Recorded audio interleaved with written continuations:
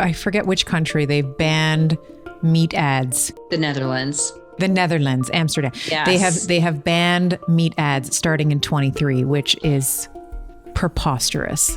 It's absolutely ridiculous. And I actually, I am cooking up a plan to actually push back against that, which may include a full page ad in the New York Times that's run by my nonprofit that I started. We really push back against things like vegan Fridays in the New York City public schools and all these other policies that are pulling meat and livestock away from people who would really benefit from it, like every human on the planet. What I'm seeing around the world are these knee-jerk policies to reduce carbon emissions at any cost by people who have no idea that the methane emitted from cattle is part of a biogenic cycle and should be viewed very differently than fossil fuels, which are injecting brand new greenhouse gases into the atmosphere.